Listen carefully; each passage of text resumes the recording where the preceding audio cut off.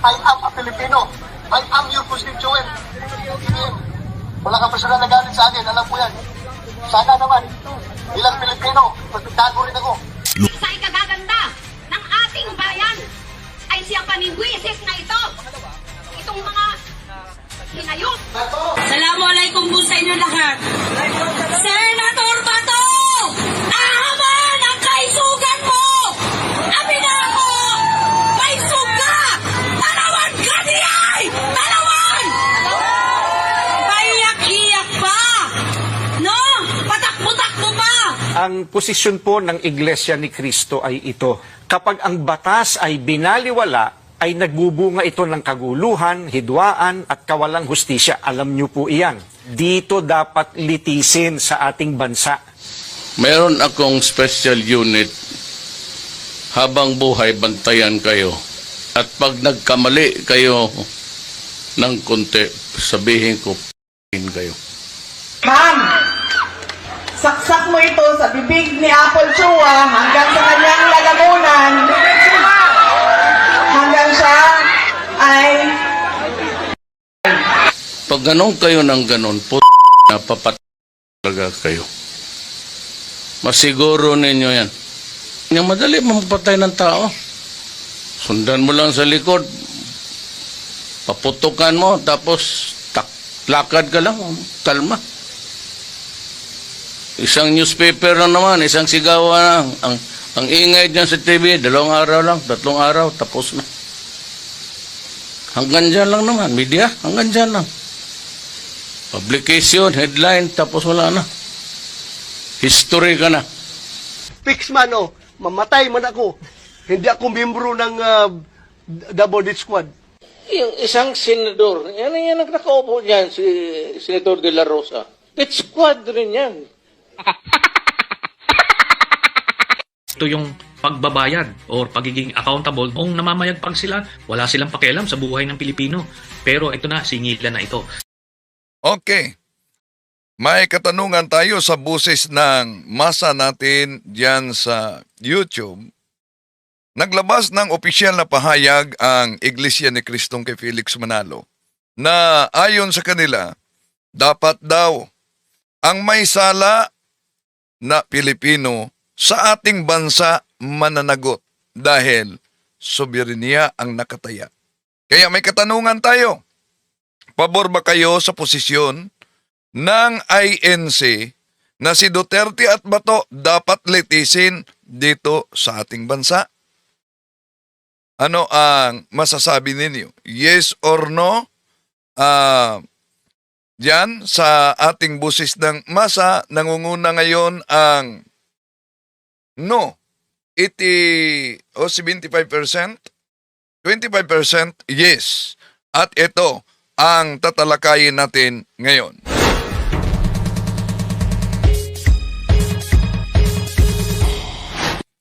Kumusta? Welcome.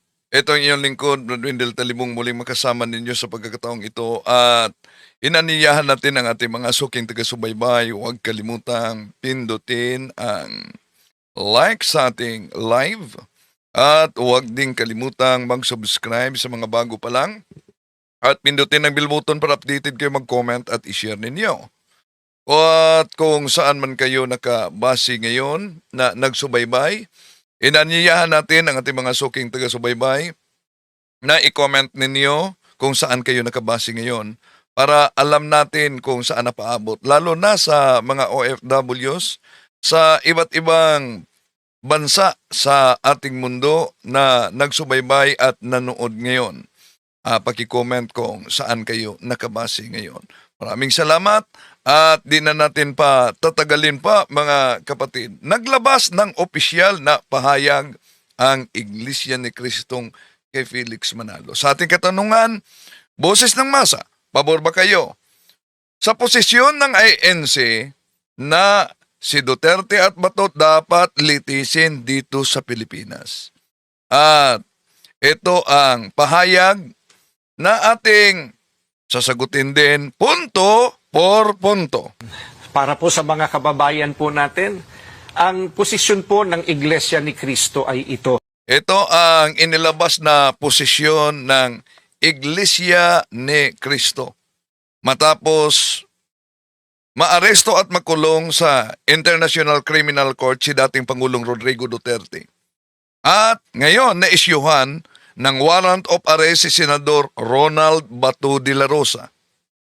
May mga ulat ding, alam nyo, may mga sumusunod umano na maisyuhan ng mga warrant of arrest na co-perpetrators sa war on drugs. Sa gitna nito, nagsalita ngayon ang Iglesia ni Cristong Tatag ni Felix Manalo at iginiit na mas nararapat daw na litisin ang Pilipino dito sa ating bansa.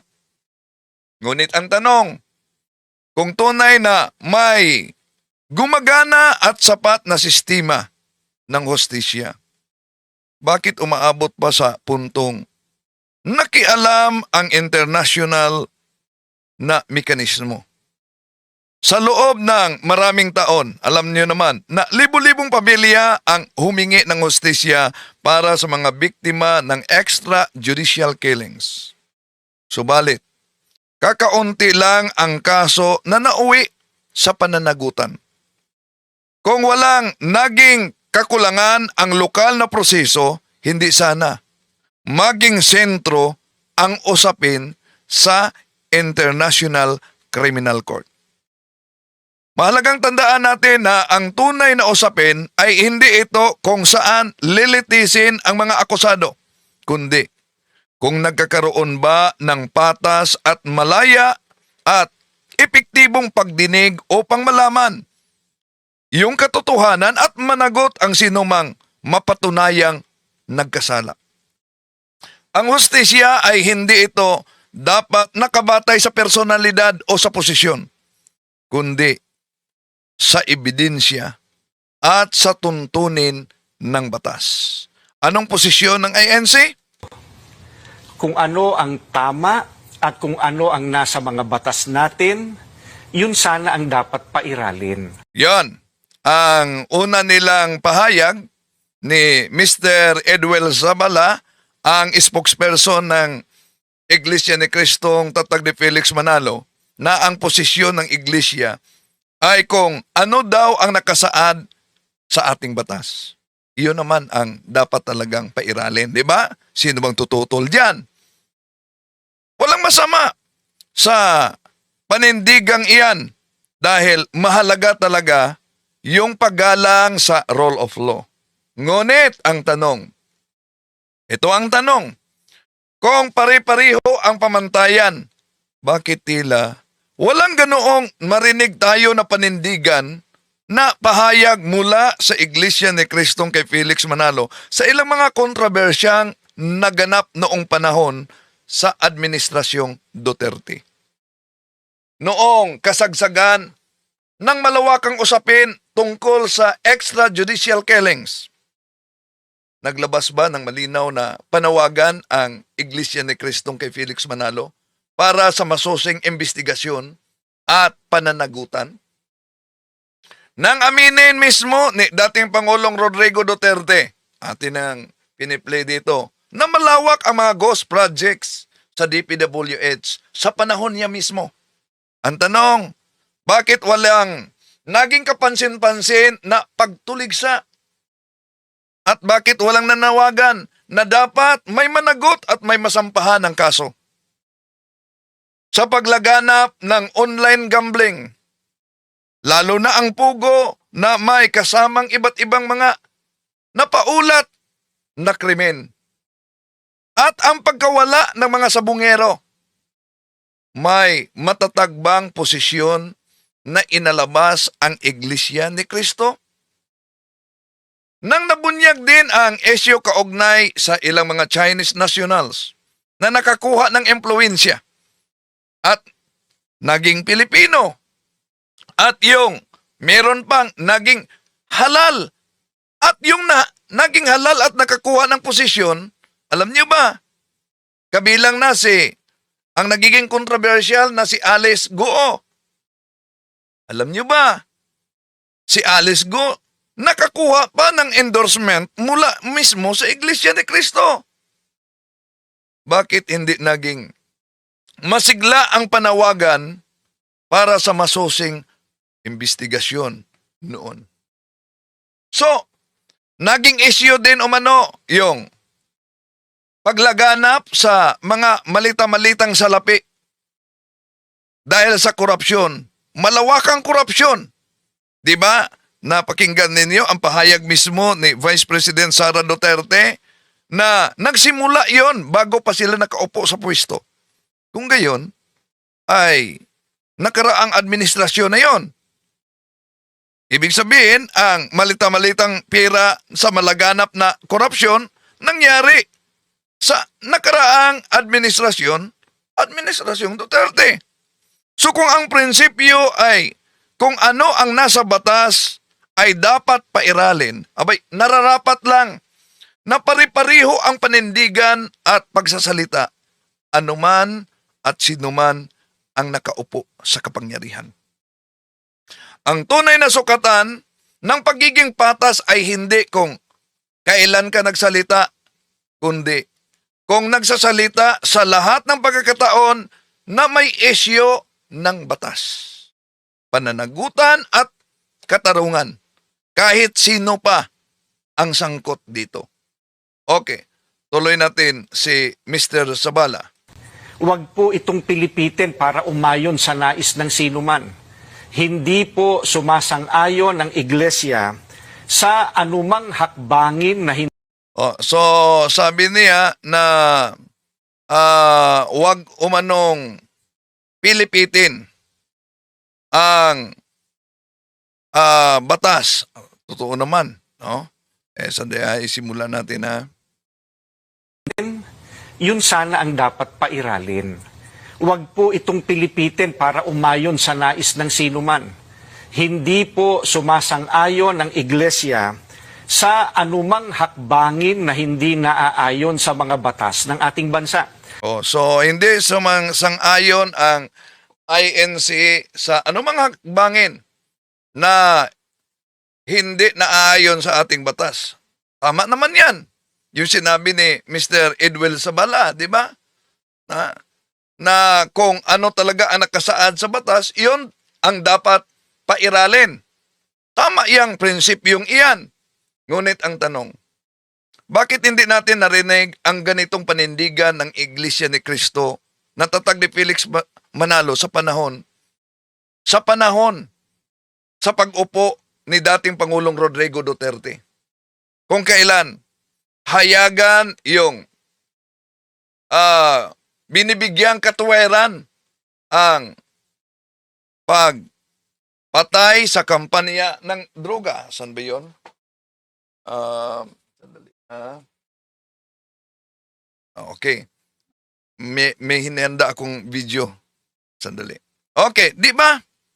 Hayagang meron talaga na pinanindigan. At sinabi yan nandito.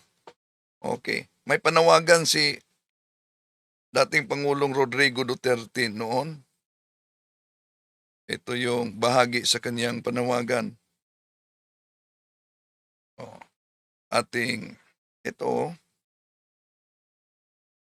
Bahagi ito sa kanyang panawagan.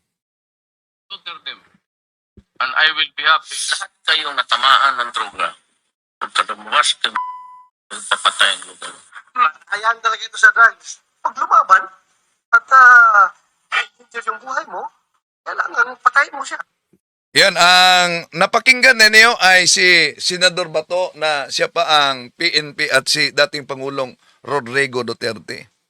Ang tanong diyan, bakit hindi natin narinig ang busis ng INC noong panahon ni dating Pangulong Rodrigo Duterte kung kailan hayagan niyang binibigyan ng katuwiran yung pagpatay sa kampanya kontra droga? Nasaan ang matibay na panawagan na pairalin ang batas, pairalin ang due process noong mga panahong iyon? Kung ang prinsipyo ay pagsunod sa batas, hindi ba dapat pareho ang paninindigan anuman at sinuman ang nakaupo sa administrasyon? ang tunay na panindigan ay dapat pare-pareho talaga at hindi lamang lumalabas kapag naaayon ito sa kasalukuyang sitwasyon. Okay. Ano pa yung sabi na ni Zabala dito? Para umayon sa nais ng sinuman. Hindi po sumasang-ayon ang Sandali. yun sana ang dapat pairalin. Huwag po itong pilipitin para umayon sa nais ng sinuman. Yan. Sabi niya na huwag pilipitin yung batas para umayon lang sa nais ng sinuman. Yeah? Tama naman na yung sinabi niya na huwag pilipitin ang batas para umaayon sa kagustuhan ng sinuman. Walang tutol diyan. Tama yan. Dahil iyan naman talaga ang dapat ipatupad ng patas at naaayon sa ating konstitusyon. Ngunit, balik natin ang tanong. Ibalik natin ang usapin noong panahon sa kampanya ni dating Pangulong Rodrigo Duterte. Diba? Sa kampanya ni Pangulong Rodrigo Duterte, nangako siya na tapusin yung korupsyon at problema ng droga sa loob daw umano ng 6 na buwan. Pagkatapos, nung nakaupo na siya sa pwesto, siya mismo ang umaamin na hindi niya kaya natapusin lalo na yung korupsyon. So, kasabay nito, naging controversial yung kampanya kontra droga dahil sa mga ulat sa malawakang paglabag sa karapatang pantao at yung ulat kaugnay sa extrajudicial killings. Kung ang panindigan ay laging pairalin ang batas at ang hustisya. Naglabas ba ng malinaw at matibay na pahayag ang Iglesia ni Cristo tungkol sa mga usaping ating binanggit sa panahong iyon? O nananatili lamang itong tahimik habang naganap ang mga kontrobersyal, mga may kinalalaman sa pagpatupad ng ating batas at sa karapatang pantao? Ulitin natin, kung pare-pareho talaga ang prinsipyo, dapat pare-pareho rin ang panindigan. Anuman at sinuman ang nakaupo sa kapangyarihan at anuman ang kulay ng politika. Ang tunay na pagsunod sa batas ay hindi lamang kapag pabor sa ating pananaw, kundi sa lahat na pagkakataon. Ituloy natin si Zabala dito.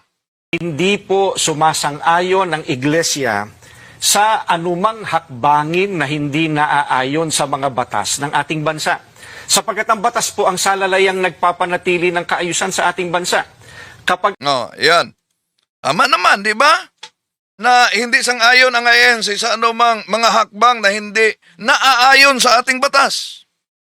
Kung hindi raw sumang-ayon ang INC sa anumang hakbang na hindi naaayon sa ating batas, tamang-tama yan. Pero ngunit ang mahalagang tanong, nasaan ba ang boses ng Iglesia ni Cristo noong panahon ni dating Pangulong Rodrigo Duterte? Noong tanggalin ni Duterte si Ombudsman Melchor Carandang dahil inimbestigahan tungkol sa umano'y tagong yaman ng Pangulo, bakit walang matinding panawagan mula mismo sa side sa ANC tungkol sa paggalang sa batas at sa institusyon? Di ba?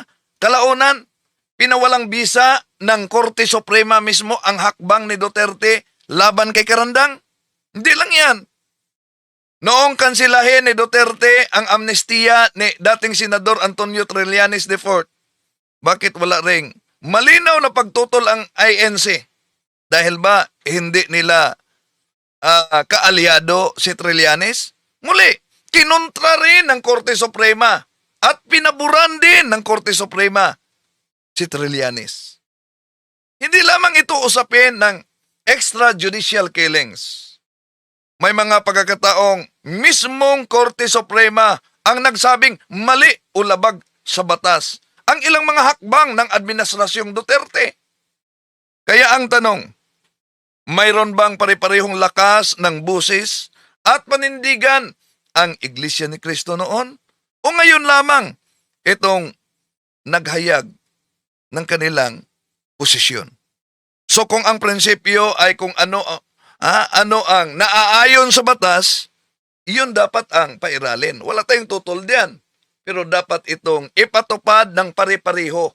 Anuman ang personalidad at sino mang kampong sangkot nito. Okay, tuloy natin si Zabala. Ang batas ay binaliwala, ay nagbubunga ito ng kaguluhan, hidwaan at kawalang hustisya. Alam niyo po iyan. Sino mang Pilipino o So, sabi niya na kapag ang batas umano ay pinabaliwala, nagbubunga lamang ito ng kaguluhan, nagbubunga lamang ito ng hidwaan at kawalang hustisya. Tama naman yun. Yun ang pahayag ni Mr. Edwel Sabala, no? Na kapag binabaliwala yung batas, nagbubunga ito ng kaguluhan. Nagbubunga ito ng kawalan ng hustisya. Tama yun. Ngunit, dito papasok ang tanong. Noong inihain ang unang impeachment complaint laban kay Vice President Sara Duterte, bakit nagkaroon ng rally ang Iglesia ni Cristo upang tutulan ito? Hindi ba't ang impeachment ay isang prosesong itinadhana mismo sa ating konstitusyon at ng ating mga batas? Isa rin itong legal na mekanismo upang mabigyan ng pagkakataon ang isang opisyal na sagutin ang mga akusasyon at linisin ang kaniyang pangalan sa tamang forum.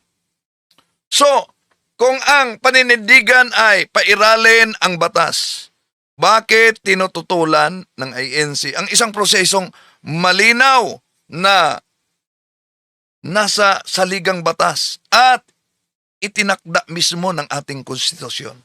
Tanong lang yan. Bakit? Tuloy natin. ang Pilipino o mamamayan ng ating bansa na may ginawang paglabag sa ating mga batas, dito dapat litisin sa ating bansa. So kaya sa ating boses ng masa, meron tayong katanungan diyan na pabor ba kayo sa posisyon ng INC na si Duterte at Bato dapat litisin sa Pilipinas?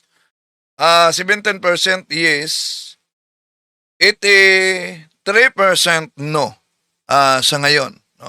Okay, ituloy natin mga kapatid na yun ang pahayag ni Mr. Edwel Sabala na ayon sa INC, ito ang kanilang panindigan na sino mang Pilipino nagkasala sa ating batas, dapat litisin ito sa ating bansa dahil gumagana umano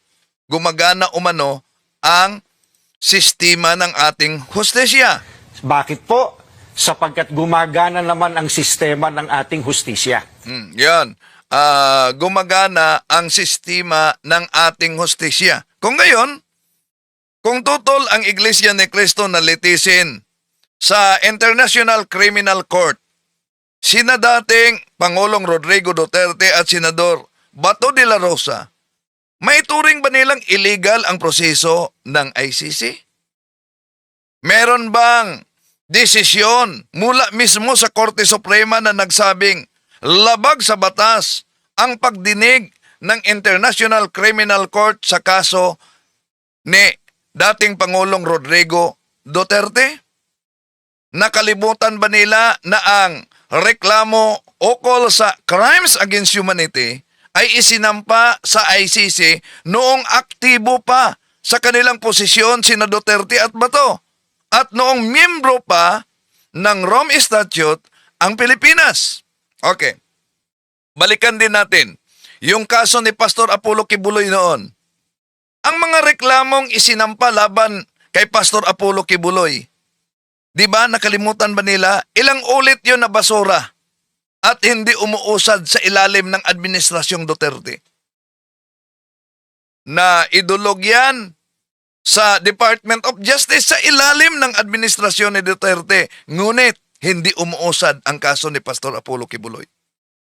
Kung ganon ang nangyari sa isang makapangyarihang personalidad na kanyang spiritual advisor, ano ang garantiya na ang isang kasong kinasasangkutan mismo sa nakaupong Pangulo noon at nakaupong PNP chief noon ay uusad ng malaya at walang impluensya sa ating mga hukuman. Balikan natin ang kaso ni dating Ombudsman Melchor Carandang. Diba? Nagsagawa siya ng investigasyon kaugnay sa umano'y tagong yaman ni Duterte. Siya ay tinanggal sa pwesto. Tinanggal siya sa pwesto. Tanggal lahat ng mga benepisyo. Ngunit kalaunan ipinaglaban ito ni Carandang sa Korte Suprema. At kalaunan, pinawalang bisa ng Korte Suprema ang hakbang ni Duterte. Diba? Kinikilalang mali ang naging aksyon ni Duterte laban kay Carandang. So ipinakita lamang dito mga kapatid na may mga pagkakataong ang mga institusyon ng hustisya ay maaaring maapektuhan ng makapangyarihang politikal na nakaupo. Kaya para sa mga naniniwalang kinakailangan ang isang independenteng investigasyon, hindi kataka-taka kung bakit may mga nagsasabing nararapat lamang na dinggin sa International Criminal Court ang mga kasong ito sa ilalim ng Republic Act number 9851 sa Section 17, yung Principle of Complementarity at yung obligasyon na nagmula sa panahong kasapi ang Pilipinas sa Rome Statute na natiling usapin ng batas at jurisdiksyon ang pagdinig ng ICC sa mga kasong isinampa habang miyembro pa ang ating bansa sa naturang tratado. So, ang mahalagang tanong dito, kung tunay bang gumagana at sapat ang ating sistema ng hustisya noon, bakit hindi naisulong sa loob ng ating bansa ang mga reklamong ito habang nasa makapangyarihan pa ang mga taong nasangkot tulad ni Bato at tulad ni Duterte? Tuloy natin. Hindi po natin sinasabing wag litisin ang dating Pangulo sa mga iniaakusa laban sa kanya. Ang saganang amin po, nagtitiwala ang Iglesia ni Cristo sa integridad at kakayahan ng hudikatura. Ayan. Sabi na, nagtitiwala ang INC sa kakayahan at integridad ng hudikatura sa ating bansa. Sandali, may nabasa din ako dito, no, na why do we have laws? Meron talaga tayong mga batas, pero ito bang batas natin, lalo na nabasa ba niyo Republic Act number 9851? Batas rin yan. Ano yung sabi sa Republic Act 9851 sa Section 17 na ang mga taong Pilipino man siya, nasa ating bansa, ang mga taong may sala kaugnay sa crimes against humanity ay kailangan itong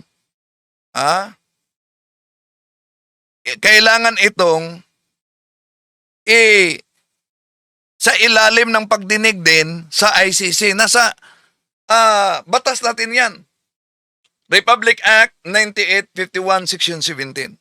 Okay, balikan natin ang sabi ng INC na naniniwala sila sa kakayahan ng integridad at kakayahan ng hudikatura sa ating bansa. So kung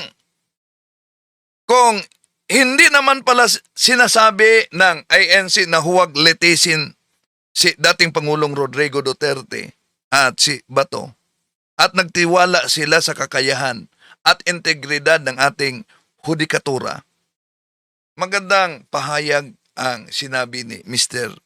Edwil Sabala.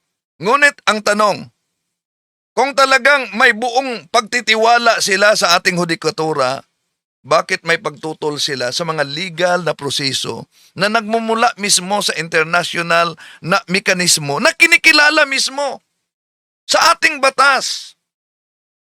Bago ko lang sinitas yung Republic Act 9851, Section 17, at mga kasunduang pinapasok sa Pilipinas. Rome Statute, number 127.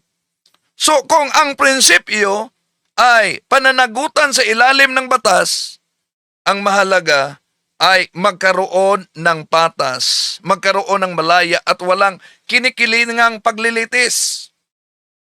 Ang tunay na hustisya ay hindi nakabatay sa pangalan o posisyon ng inaakusahan, kundi sa ebidensya at wastong proseso ng batas. Kaya ang mas mahalagang tanong ay hindi kung dapat bang litisin si dating Pangulong Rodrigo Duterte, kundi kung handa bang tanggapin ng lahat ang magiging resulta sa anumang lehitimong paglilitis. Saan man ito ganapin, basta't naaayon sa batas at naaayon sa due process. Kung may tiwala sa hudikatura at sa batas, dapat ding may tiwala sa proseso ng paghahanap ng katotohanan at sa pananagutan. Okay. Ating ituloy. Ano yung pahayag ni Sabala? Sapagkat gumagana naman ang sistema ng ating hustisya. Hindi po natin sinasabing wag litisin ang dating Pangulo sa mga iniaakusa laban sa kanya. Ang saganang amin po, nagtitiwala ang Iglesia ni Cristo sa integridad at kakayahan ng hudikatura para pagpasyahan ng ganitong bagay at usapin. Ang mga hukom natin ay may kakayahan po na gampanan ang kanilang tungkulin. So sandali muna, may nabasa ako dito. Si Abner Trensa, ano na yun? Sir, the church won the answer. Does ICC know you? Who are you? Just want to get notice? Bakit? Ang ICC ba? Kilala ba din ng ICC itong si Zabala na spokesperson ng iglesia? Isip-isip naman pag may time. Ayon sa spokesperson na ito, na may kakayahan daw ang ating hudikatura na magpatupad ng hustisya. Totoo naman yan. Ngunit huwag nating kalimutan na ang mga inaakusahan sa kasong crimes against humanity ay ilan lang yan na pinakamakapangyarihang personalidad sa ating bansa noong panahong isinampa ang mga reklamo laban sa kanila. Dahil dito, maraming mga biktima at nagreklamo ang nawala ng tiwala at nagkakaroon ng malaya at walang kinikilingang investigasyon sa loob ng ating bansa. Kaya sila'y lumalapit sa independenteng institusyon tulad ng International Criminal Court. Matagal nang alam ito sa publiko na may isinagawang investigasyon ang ICC kaugnay sa war on drugs ni Duterte at ang mga umano'y paglabag sa mga karapatang pangtao. Kaya ang tanong dito, kung talagang naniniwala kayo na dapat sa Pilipinas lamang imbestigahan, dapat sa Pilipinas lamang litisin ang mga kasong ito, bakit hindi ninyo ito mariing ipinahayag noong nagsimula pa lamang ang investigasyon ng International Criminal Court? Bakit tila ngayon lamang naging malakas ang pagtutol ng meron ng inilabas na warrant of arrest? So kung ang prinsipyo ay dapat Pilipino ang mag-imbestiga at Pilipino ang maglitis, hindi ba dapat noon pa lamang ay malinaw na itong ipinahayag at naipaglaban ninyo? At hindi lamang noong umabot na sa yugto na may warrant of arrest at inaresto na at naging wanted na si Bato. Ang tanong ngayon, kung pare-pareho ang pagpatupad sa prinsipyong ito, at kung ito ay lumalakas lamang kapag ang naapektuhan ay yung sinusuportahan ninyo. Ha? Okay. Ituloy natin si Zabala. Na ipataw ang tamang hustisya at pairali ng katarungan sa lahat ng sandali. Kaya, hindi natin dapat isuko ang soberenya. Yan. Ang sabi ni Sabala na hindi raw natin dapat isuko ang soberanya ng ating bansa. Ngunit ang tanong, ang paglilitis ba kay dating Pangulong Rodrigo Duterte sa International Criminal Court ay otomatiko na ba itong pagsuko sa soberanya ng ating bansa? Sa isang demokratikong bansa, sino ba ang may kapangyarihang magpasya sa ganitong usapin? Ang isa bang relihiyosong organisasyon na itinatag ni Felix Manalo o yung Korte Suprema ng Pilipinas na siyang huling tagapagpaliwanag sa ating saligang batas? So kung ang argumento ay pagsuko ng soberanya, meron bang ebidensya? Meron bang desisyon ang Korte Suprema na nagsasabing ang paglilitis kay dating Pangulong Rodrigo Duterte sa ICC ay labag sa soberanya ng ating bansa?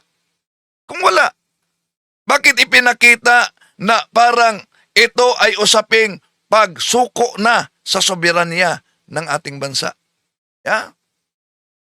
So malagang tandaan natin na ang usapin ng International Criminal Court ay isang legal na isyu na dapat pagbatayan ng batas.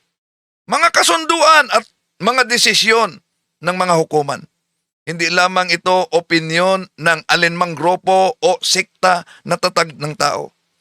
Isang lipunang sumusunod ng batas ang dapat manaig ay yung interpretasyon ng mga kinaukulang hukuman at hindi yung paniniwala sa sinumang sikta. Ayon kay Mr. Edwin Zabala, dagdag pa dito, Ang ating bansa sa iba. Yan po ang posisyon natin.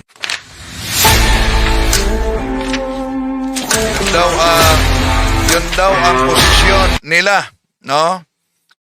Ayon kay Mr. Edwin Zabala, yun ang posisyon nila sa Iglesia ni Cristo. May karapatan naman ang sinuman na magkaroon ng sariling pananaw o sariling posisyon sa usaping ito. Ngunit ang mahalagang tanong, ang posisyon ba na iyan ng INC ay kinatigan ba ng Korte Suprema sa ating bansa? Nang maaresto si dating Pangulong Rodrigo Duterte, dumulog sa Korte Suprema ang kanyang mga kampo upang questionin ang legalidad ng mga hakbang laban sa kanya. Gayunman, wala silang nakuha na desisyon mula sa Korte Suprema na nagsabing illegal ang kaniyang pag-aresto. Gayon din, na nagkaroon ng banta sa pag-aresto bago pa lamang kay Senador Ronald Bato de la Rosa, kaugnay sa kanyang warrant of arrest sa International Criminal Court. Di ba dumulog din ang kanyang kampo sa Korte Suprema upang humingi ng temporary restraining order at iba pang proteksyong legal. Ngunit hanggang ngayon, walang inilabas na kautosan na temporary restraining order ang Korte Suprema para pigilan sa pag-aresto kay Senador Bato. So, malaya ang sinuman, kabilang na ang Iglesia ni Cristong kay Felix Manalo, na magpahayag ng kanilang sariling posisyon. Sabi ni Zabala, ito ang aming posisyon. Ngunit sa ilalim ng ating sistemang konstitusyonal, hindi ang pananaw ng anumang relihiyosong grupo o organisasyon o individual ang may huling salita sa usaping legal. Ang Korte Suprema ang may kapangyarihang magpasya kung ano ang legal at illegal ayon sa batas at ayon sa ating konstitusyon. Kaya't hanggang walang pinal na desisyon ang Korte Suprema na nagsasabing illegal ang mga hakbang na ito, ang pananaw na ito ay mananatiling isang opinyon o posisyon lamang at hindi isang umiiral na doktrina ng ating batas. Maraming salamat sa inyong pagsubaybay.